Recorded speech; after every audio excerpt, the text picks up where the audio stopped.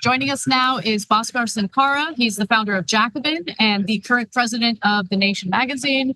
Bhaskar, it's awesome to have you here. Yeah, it's great to be here. I had no idea I would ever be inside an actual DNC. I've been outside it a couple of times. Being inside is a weird experience. I don't know, maybe do some Hail Marys after this or something like that.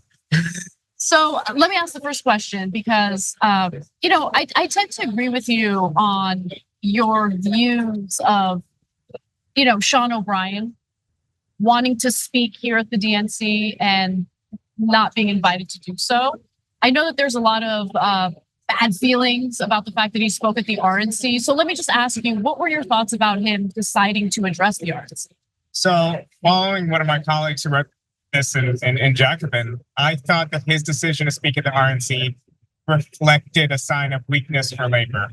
He felt that there was really no path forward for his union, that a lot of labor's priorities, even if they were nominally on the agenda of Democrats, weren't nearly enough to get passed. He clearly had a strategy about maintaining this kind of strategic neutrality, trying to speak to the American people through both conventions. So he asked for the invitation from the RNC and the DNC at the same time. For a variety of reasons, I disagree with the strategy, but it's a logical strategy in a certain sense. And I think we should criticize the strategy without hyperbolic language, like calling him a scab or saying that he betrayed the American worker. Well, first of all, the Democratic Party is a corporate party. Yeah. I would vote for the Democratic Party in a heartbeat in a swing state. So I'm not advocating third partyism as an immediate solution to our problem. But it's not like we have this sort of labor party that represents the American working class already. I mean, look at these booths. Bernie Sanders in a speech at the Chicago Teachers Union today pointed out that the big booths, the suites at the United Center are being sold to like lobbyists and corporations for $1 million a piece. I'm glad to find that TYT is on the ground with the people. Actually, at the very bottom. Yeah. But so I mean, I abhor the moralism, even though I disagree with Spain. So a better way to put it is, I think the DNC made a mistake not inviting him, compounding the mistake that I think OBrien made by speaking at the RNC. Though speech was not all bad. It was like 75% pretty good. I liked his speech, and I think we disagree a little bit about his decision to speak at the RNC. I thought that there was a lot of value in having him share that very aggressive message in an environment that typically is not very friendly to labor or labor unions. But I'm curious what, if any, solutions there are in regard to dealing with a political landscape where you have two dominant parties that are pretty pro-corporate, right? Like, what is the path forward when you're dealing with a situation like that? So I think you do have, the Democratic Party is such a complex coalition, right? You have people on the left of the Democratic Party who have been there for decades. You have the civil rights and post-civil rights generation in the Democratic Party. You have labor unions. You have, all sorts of progressive forces in the party. But then historically, the party has also been corporate dominated. So it's this contradictory place. The Republican Party, there's almost no contradictions. It is the party of capital C, capital. I think that the strategy being pursued by Shan OBrien is, I know for a fact, this is me speaking as OBrien, but I know for a fact there are 40 to 45 solid Democrats who will vote for something like the PRO Act. There's a few of them that I don't trust. Maybe I could get a few Republicans. Maybe we could build a cross-party coalition for labor issues so we get to 60 votes. That's his strategy. I think it would be much easier to imagine a world in which we primary get out the anti-labor Democrats and we build towards abolishing the filibuster or maybe getting a supermajority again of pro-labor Democrats. But there's logic to the strategy. I want to critique it on those terms without the hyperbole and moralism. Okay, yeah, I love having intelligent conversations like this. Okay, so I want to broaden it out a little bit. Bhaskar, as a person who ran Jacobin and arguably to the left of me, right? What's your theory of change, given that the Republicans are hopeless and the Democrats are largely a corporate party? How do we move that needle in a macro sense to get to the results we need? Well, obviously, we need to use the old jargon of the left, we need social forces on the ground, right? We need movements that are stronger. We need unions that are stronger. We need a real militant working class movement on the street. I know we all agree with that, but that's easier said than done. Yeah. And I think, Anna, your point about why you thought it was useful as a speech, I think that reflects a knowledge that in this environment, breaking through really requires the use of communication. It requires the use of leadership. We were fighting for Medicare for all for how many years with marginal success, and then Bernie Sanders made it a major issue through his presidential campaigns. So I think this combination of using the bully pulpit of mass communication, these big campaigns, but using that like Bernie Sanders did to encourage activity outside that narrow realm, I think we need to do something like that. And my theory of change is basically we need unions, we need parties of all types, and parties doesn't just mean the ballot line. It means in local communities. If I'm living in a city like Rochester, New York, I know that I could go down to the local, DSA, or ideally a future more rooted in the working class version DSA, and tap into a way to engage in politics in which it fits my life. I don't need to be a professional activist. I can, pop in for 2 hours a month and be a part of something. You just touched on something that I think is so important, which is, when I was working at Jacobin, I remember you would make this point often, and I thought I understood it, but I didn't understand it to the extent I do now, which is when it comes to organizations like the DSA, they are very much rooted in, economically privileged individuals who oftentimes get distracted by issues that don't really make the lives of working class people better. So they get obsessed with identity politics, and then they justify it by saying, oh, well, if you don't care about these issues, well, then you're just a class essentialist. And what ends up happening is they push people who might have some conservative social views out of what would be a much more successful broad coalition. How do we solve that? Because I've been thinking about that more, and it's partly the reason why I was in favor of Shan OBrien addressing Republican voters at the RNC, because Republican working class voters care about these issues just as much as left-wing working class voters. Yeah. I'm talking about the economic issues. Yeah, well, I'm still a DSA member. I think there's a lot of good being done in DSA. And also, I think that it's not so much that we're disproportionately economically privileged, so much as we're disproportionately college educated. So a lot of us, maybe first in our family that they go to college, but we get politicized not in the working class communities we grew up, but in schools and universities. So it's kind of this contradictory position. But I would say that politics is about picking priorities. And if you want to build a movement that's against oppression, sometimes you need to figure out how to lead on your broad-based issues. Because we want jobs, we want healthcare, we want our best issues to be our number one, number two, number three issues in the mind of voters. And it's not that we're going to capitulate on our other issues, but we're going to figure out how to reach them. Yep. And when people say, oh, this is just a theory because you're never going to win over Trump voters. Sure, we're not going to win over most of them. We're going to win over some of them. And also just think about Black working class voters, particularly older Black voters, who are the most economically progressive historically, base of the Democratic Party, happen to be disproportionately church goers, happen to have more conservative views than your median Democrat on issues like gay marriage, issues that I know we all care about and believe in. But we're still able to just assume and know, well, it's not going to be hard to whip the vote and to get these people excited and activated in politics. Right. Why can't we hold that contradiction of they agree with us on these top 5 issues and they're willing to go along with the other issues, but we're not going to maybe foregrounded in our particular appeals, or we're going to just be savvy in how we communicate with people. Why can't we extend that to voters in rural and semi-rural districts that Trump does really well in? Yeah, let me ask you a question that, I don't know, I guess some people might consider controversial, but look, your family's originally from Trinidad. My family's originally from Turkey.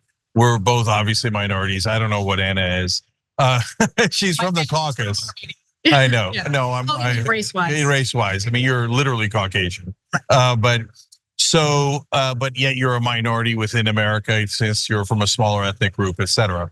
But my point is, I can be offended all day long as someone who comes from a Muslim background. And if I demand that everyone be fair and kind and decent to Muslim Americans first, before I have a conversation with them about housing or healthcare, et cetera, I'm never going to get that conversation off the ground because they're not going to be. And we're going to get stuck battling culture war issues and never getting to the agreement. That's my take on it. I'm curious what your take on it. Well, I think we need even when we talk about these issues of discrimination or disrespect, we should use terms like disrespect. We should talk about broad, universalized dignity. Basically say that, what was the civil rights movement's, one of its most potent slogans was, I am a man. Yeah. Right? It was, I deserve access to this universal respect.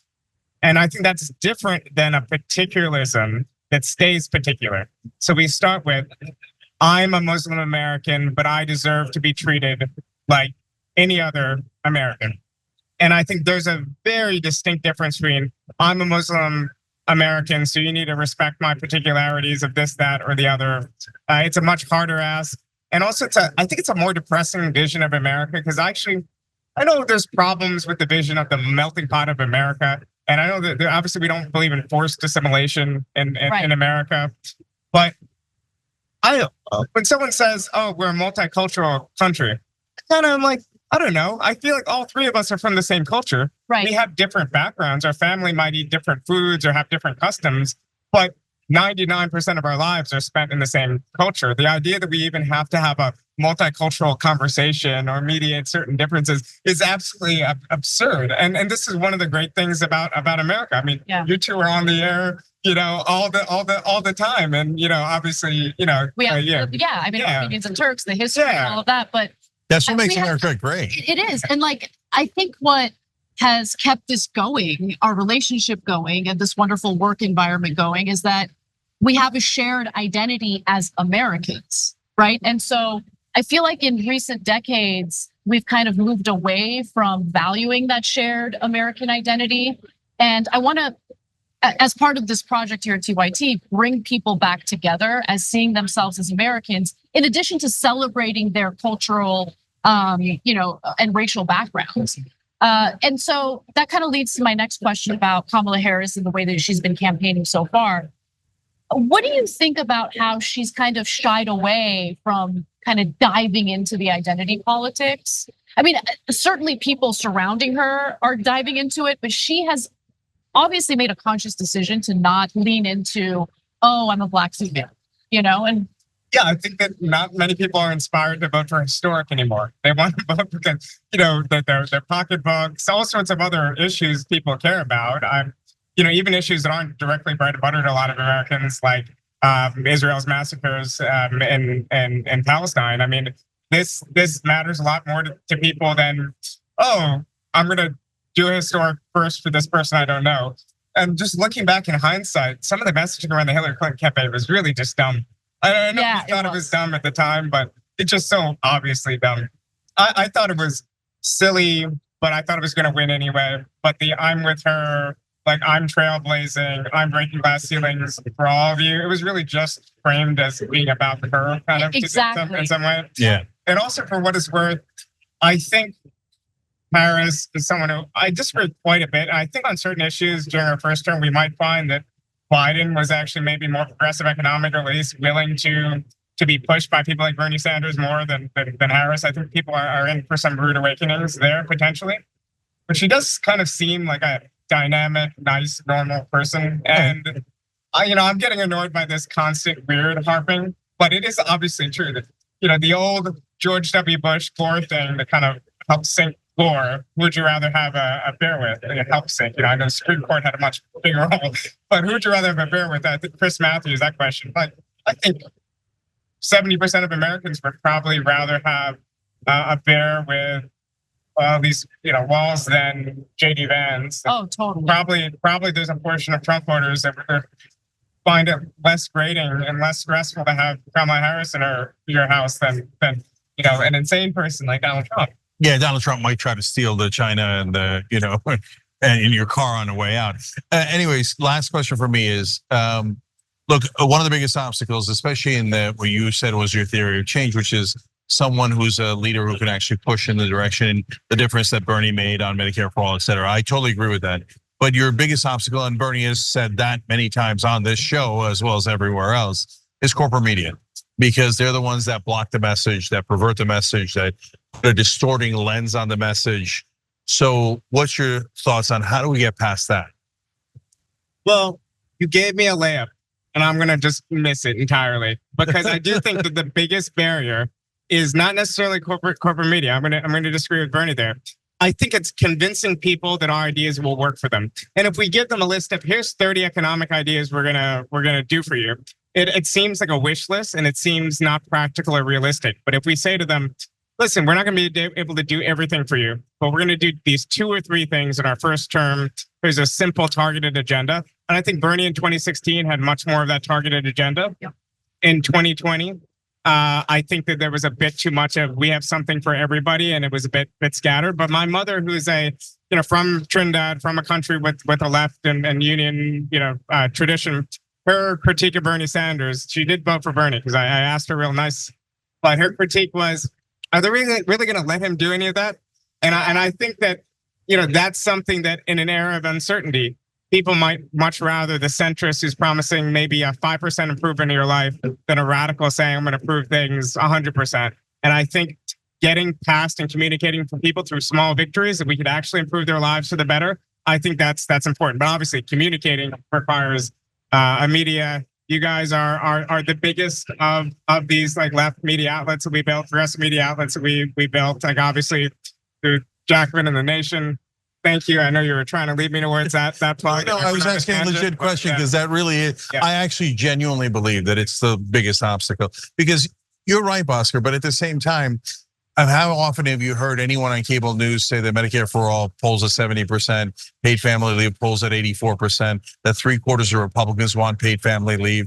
You never, ever, ever hear that because they bottle up the message. Because if they let Americans know how popular those positions are, they would want them. Well, I know you were there too, but at Bernie Sanders today at the Chicago Teachers Union building, he said, listen closely. And I think all the viewers should listen closely too.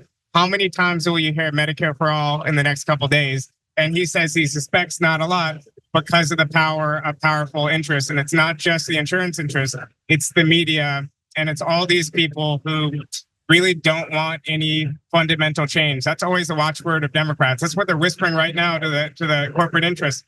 Don't worry, we might be leaning left, but nothing will fundamentally change. That's our line. Yeah. Yeah.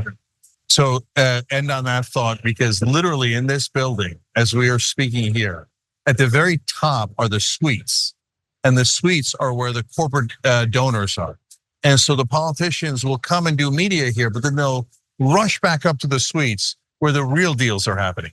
And don't get it twisted, guys. At the RNC, same exact thing, but on steroids, right?